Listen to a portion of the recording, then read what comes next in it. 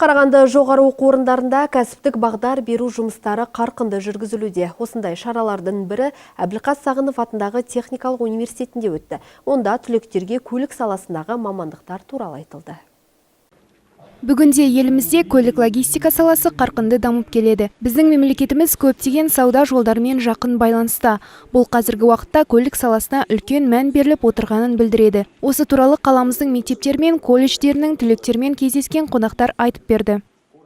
6 мекемеден келіп отыр. Балаларға жаңағы айтуға. Осындай біздің Қарағанды техникалық университетінде жол көлік факультетінде 3 бағдарлама бар.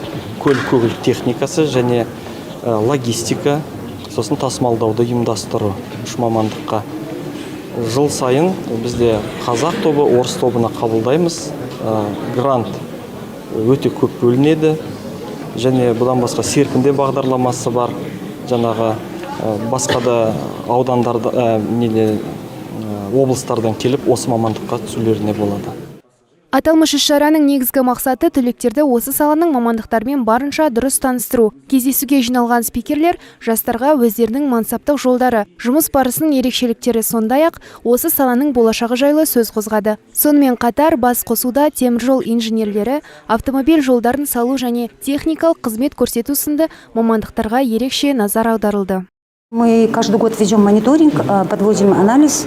Біз жыл сайын мониторинг пен талдау жүргіземіз. Сәйкесінше жылда 20-25%-ға білім алушыларды біздің оқу ордасына қабылдау артып келеді. Ол 9-шы сынып және бакалавр бітірушілер. Одан бөлек университет түлектерінің 90%-ын жұмысқа орналастырумен айналысамыз.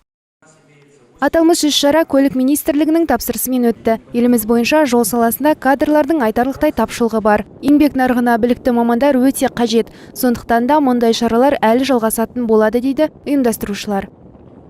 Аружан Ерланқызы, Айнар Амангелді, Дастан Шанин, 1 Қарағанды телеарнасы.